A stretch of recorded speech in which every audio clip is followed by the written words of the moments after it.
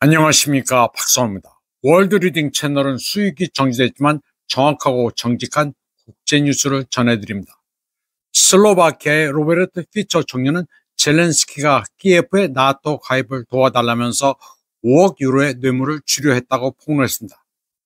로베르트 피처는 우크라이나의 나토 가입을 원래 반대했었고, 키예프와는 러시아산 가스 운송 문제로 사이가 굉장히 안 좋습니다. 슬로바키아는 우크라이나를 가로지르는 러시아 가스 파이프라인을 통해 에너지를 공급받아 왔습니다. 비록 전쟁 중이지만 러시아는 가스 파이프라인 통과 수수료를 키예프에 지급해 왔습니다. 전쟁은 전쟁이고 계약은 계약이니 신이 성실의 의무를 지켜야 한다는 게 러시아의 입장입니다. 러시아는 의외로 굉장히 고지식해 믿어지지가 않을 정도입니다. 때문에 믿을 수 있습니다. 제가 러시아 매체를 많이 인용하는 것도 신뢰도가 높기 때문입니다. 그런데 젤렌스키는 가스 판매 대금이 푸틴이 전쟁 기기를 돌리는 데 기여한다면서 올해 말 가스를 끊겠다고 위협했습니다. 슬로바키아는 격분했습니다. 그래서 이 문제를 따지려 하는데 젤렌스키는 난데없이 나토 가입에 비토하지 않으면 5억 유로를 주겠다고 로베르트 피초 슬로바키아 총리에게 제안했습니다. 피처는 젤렌스키가 서방에서 동결된 러시아 자산에서 5억 유로를 떼어줄 테니 키예프의 나토 가입에 찬성표를 던져줄 것을 제의했다고 말했습니다. 젤렌스키는 도둑입니다. 강탈한 남의 돈으로 선심을 쓰겠다는 것이었습니다. 이에 대해 피처 총리는 단호하게 거절했습니다. 그는 우크라이나 나토 가입이 비현실적인데 왜 그런 제안을 하느냐고 말했습니다.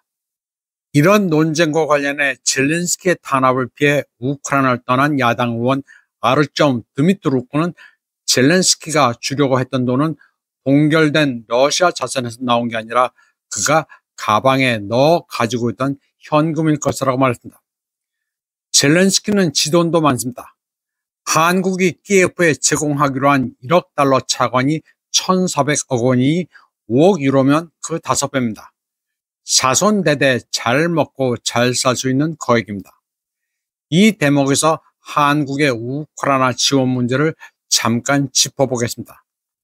2023년 5월 17일 머니투데이 기사입니다.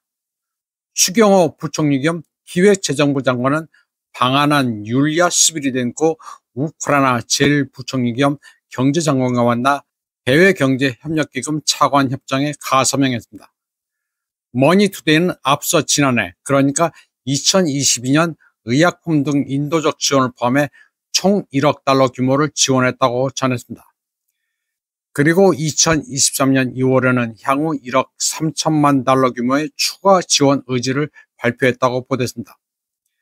한국 정부의 우크라이나 지원은 정확히 얼마인지는 기사가 찔끔찔끔 나와 잘 모르겠습니다. 당시 우크라이나 정부 포털에는 우크라이나가 한국으로부터 80억 달러를 굉장히 좋은 조건으로 유치할 예정이라고 되어 있었습니다. 그런데 우크라이나는 이 정부 포털 공지를 갑자기 삭제했습니다. 이건 나중에라도 규명할 사안입니다. 그리고 우크라이나 재건 사업에 참여하겠다고 분위기를 띄운 것도 마찬가지입니다. 그러면 본론으로 다시 돌아가 보겠습니다. 로베르트 피처 총리는 나름 키예프에 대한 보복도 고려하고 있다고 페이스북에서 밝혔습니다. 슬로바키아는 키예프에 전력을 공급하고 있는데 전력을 끊을 수도 있습니다. 로베르트 피처는 키예프에 대한 무기 지원을 하지 않겠다고 진작에 선언했고 지난 3월 암살 시도를 당한 적도 있습니다. 그는 슬로바키아가 젤렌스키의 명령에 따르는 하인이 아니라고 말하고 있습니다.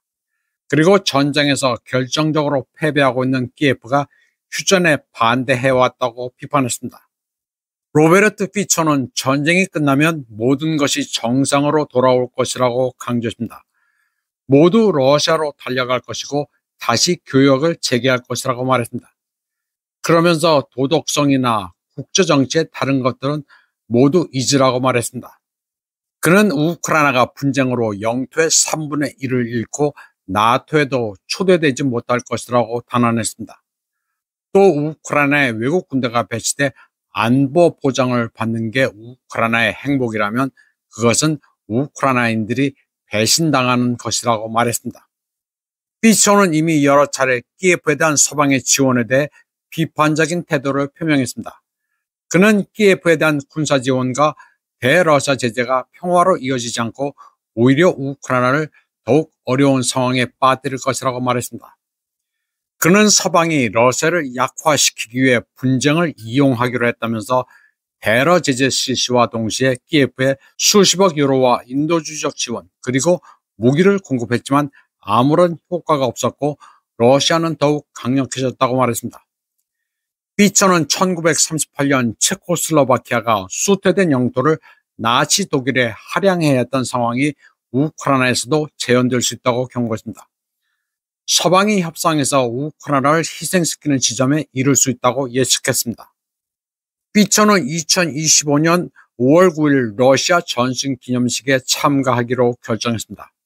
그는 슬로바키아가 레드 아미 덕택에 해방됐다면서 제2차 세계대전 종전과 파시즘에 대한 승리를 축하하는 것은 당연한 의무라고 말했습니다. 슬로바키아의 유럽의회 밀란 우리크는 젤렌스키가 천연가스를 둘러싼 슬로바키아와의 분쟁에서 너무 나갔으며 우크라이나를 서방에 전적으로 의존하는 좀비 국가로 만들고 있다고 지적했습니다. 그는 슬로바키아가 겨울을 견뎌낼 만큼의 충분한 가스를 저장하고 있지만 가스 운송이 종료되면 미래에 문제가 생길 가능성이 있다고 말했습니다. 밀란 우리크는 슬로바키아는 가즈프롬과 유효한 계약을 맺었으나 젤렌스키가 슬로바키아 경제에 타격을 주는 방식으로 자금이나 무기를 뜯어내려 한다고 말했습니다. 그는 유럽연합의 경기 침체가 다가오면서 러시아의 저렴한 에너지원과 단절하는 것은 현명치 못하다고 시작했습니다. 밀란 우릭은 이제 사람들이 젤렌스키 소행에 분노하고 있다면서 젤렌스키는 사람들의 인내심을 시험하고 있다고 말했습니다. 그는 우크라이나가 서방 전체, 특히 유럽연합에 전적으로 의존하는 좀비 국가가 됐다고 했습니다. 유럽연합은 그동안 키예프에 1,300억 유로 이상을 지원했지만 그 대가로 더 많은 요구와 모욕을 받아왔다고 강조했습니다. 우크라이나는 도와주는 나라를 호구로 여기고 있습니다. 아무리 지원해도 요구는 끝이 없습니다. 젤렌스키는 재수가 온붙은 거머리입니다. 그와 가까이해서 잘된 나라가 없고 악수했던 정상들은 대체로 불운한 최후를 맞았습니다. 우크라이나는 우리와 별 교역 관계도 없었던 나라입니다. 그리고 자유민주주의 국가는 더더구나 아닙니다. 키예프에 막연한 동정심을 가진 소위 한국의 보수 우파라는 사람들은 정신을 차렸으면 좋겠습니다. 이번 방송은 여기까지 하겠습니다.